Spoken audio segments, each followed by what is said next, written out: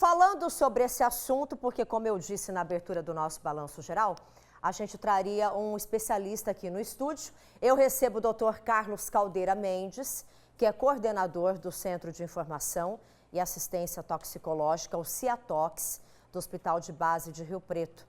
Doutor, boa tarde, seja bem-vindo mais uma vez aqui ao nosso Balanço Geral. Nós fizemos o convite ao senhor, porque hoje no início ainda do programa, eu comentei que está assustando muita gente, tomou conta do país todo, já tivemos 5 mortes confirmadas e temos um caso suspeito agora de uma jovem em Araçatuba. Para quem está em casa entender melhor, o que é o metanol? É um tipo de álcool, doutor? Boa tarde. Boa tarde. Realmente o metanol é um álcool, né, que é considerado um álcool tóxico. Eu acho que todo mundo se lembra ainda de uma situação que aconteceu em Minas Gerais com uma contaminação de cerveja, que era o dietileno glicol, e o metanol é um parente, né? Quer dizer, é um álcool tóxico da mesma maneira. Doutor, e o que acontece quando a pessoa ela ingere este metanol? Uma outra coisa também que eu queria que o senhor falasse, porque o metanol ele está presente em todas as bebidas, só que em pequena quantidade? Não é para existir o metanol nas bebidas, né? Normalmente essa contaminação pode acontecer só quando o indivíduo coloca realmente o álcool tóxico dentro da bebida. Quando faz essa mistura para baratear o produto, seria isso? Acredito que sim, seria essa a intenção de você contaminar, né? Colocar esse produto que não deveria estar lá presente. E o que acontece, então, doutor, quando a gente toma uma bebida que está contaminada, que tem o excesso aí de metanol? Então, no primeiro momento, o metanol ele funciona, dá uma embriaguez semelhante ao álcool normal, né? Então, o indivíduo pode ter aí uma sonolência, uma voz trôpega, né? Como se fosse uma embriaguez normal. Posteriormente, no decorrer do tempo, passado 12, 24 horas pelo menos, esse metanol, que por ele mesmo não é muito tóxico, ele é metabolizado no fígado e aí sim é fabricado, é metabolizado em substâncias que vão ocasionar aquela acidez no organismo, que é tão falada, e os outros efeitos adversos, inclusive a cegueira e outras situações graves. E a morte também, como a gente viu alguns casos. Essas pessoas que não sobreviveram, doutor, a quantidade teria sido alta? Imaginamos que sim? Sim, exatamente. Se você ingerir uma quantidade pequena de metanol, muito pequena, provavelmente você não deve sentir nada ou sentir muito pouca coisa.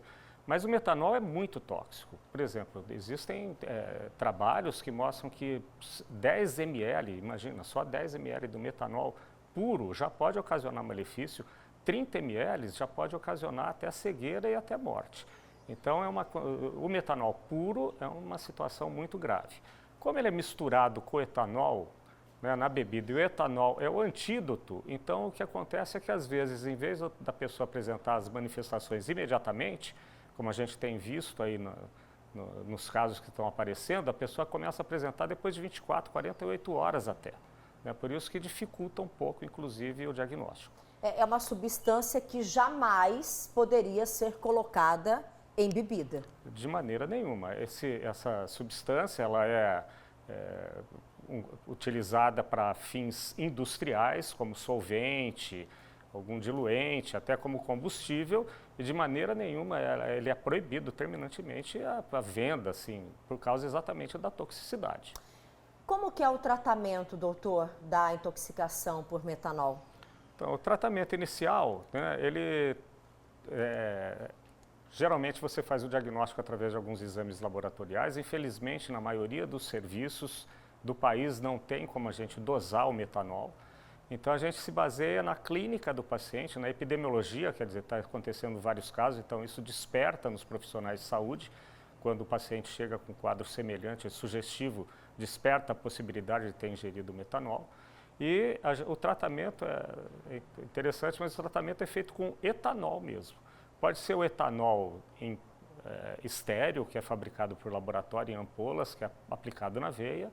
E na falta desses é de bebida alcoólica mesmo, com altos índices de etanol, né? Então, essas bebidas destiladas com concentrações acima de 40% aí de etanol. Para poder tentar combater os efeitos, seria isso, doutor? Exatamente. Como eles competem no mesmo receptor do metabolismo do metanol, ele não deixa o metanol se transformar nos compostos tóxicos. Então, ele vai se transformando numa velocidade bem reduzida e aí esses níveis não chegam a fazer tanto mal. Além disso, a gente pode lançar mão também da hemodiálise, que é um mecanismo bastante eficiente de eliminar o metanol e os compostos tóxicos do organismo. Doutor, tem como identificar? Tem como a gente notar? Tem uma coloração diferente? Eu não sei se tem, mas aí o senhor explica pra gente. Tem algum cheiro diferente ou não dá para perceber? Colocado mesmo em excesso na bebida, não dá para a gente notar gosto diferente, cor diferente? Não, eu tenho a impressão que não dá mesmo, né? Infelizmente, inclusive nessas bebidas, são misturadas com a própria bebida, né? Então, realmente, pelo gosto, não sei se alguém experiente, algum conhecedor de bebidas consegue diferenciar, mas eu acho que a maioria das pessoas não consegue. Doutor, pela sua experiência, casos como estes acontecem com frequência, não acontecem com frequência, porque agora a gente está tendo esse estouro em todo o país, inclusive aqui na nossa região. Realmente não acontece com frequência. Eu que sou coordenador do centro já há muitos anos, a gente identificou talvez um caso como suspeita, né? Nem houve uma confirmação nessa situação de bebida contaminada. O que a gente vê no Brasil e em outras partes do mundo é que de vez em quando alguém faz uma fabricação da bebida de maneira assim ilegal, então a pessoa mesmo fabrica, principalmente aguardente. A gente sabe de casos que aconteceram, por exemplo, no interior do Nordeste, na Bahia, onde várias pessoas faleceram, tiveram casos graves, mas geralmente é uma situação muito localizada. É um indivíduo que muitas vezes ele fabrica a própria bebida ali e vende, né? O que está assustando um pouco agora é que a preocupação ainda não tem casos exatamente confirmados, né? Mas é pipocar em várias partes do país, né? Isso aí preocupa porque você fica imaginando que tem uma quantidade muito grande de bebida. Quem fez isso tem a capacidade de mandar para vários locais do país, né? Doutor, e está presente em bebidas destiladas? É uma pergunta até simples, mas é uma dúvida de muita gente, até porque eu vi nas redes sociais também. Cerveja, vinho, pode ter também a presença do metanol ou não? Ou é mais comum em gin, em bebidas destiladas, uísque? Como é uma situação muito incomum, e o que eu tenho de informação, até de estudo, dessas situações muito localizadas de fabricação de bebida de maneira ilegal, então, eventualmente, essa atitude criminosa, eu acho que é muito mais comum colocar em bebidas que têm maior valor, né? Bebidas mais caras. Exato, bebidas mais caras, e são muito mais fáceis, né? Eu acho que colocar numa cerveja, por exemplo, acho que é bem improvável, né? Doutor, qual é a orientação de maneira geral para todo o nosso público, para quem está nos acompanhando?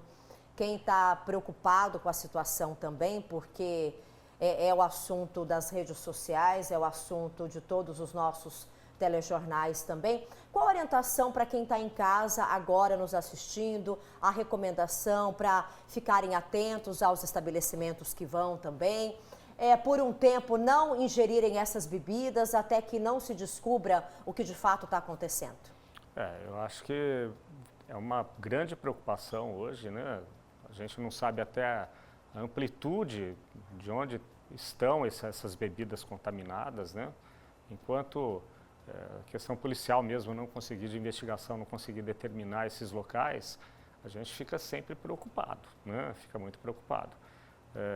Então a pessoa tem que ir em locais que têm assim, uma segurança muito grande de que a compra desses produtos é feita de maneira muito legal, direto do importador ou de empresas que importam de maneira bem legalizada, né? Que não é um produto falsificado. Exatamente. Doutor, quero agradecer a sua participação aqui no nosso Balanço Geral. Bom final de semana, bom trabalho para o senhor.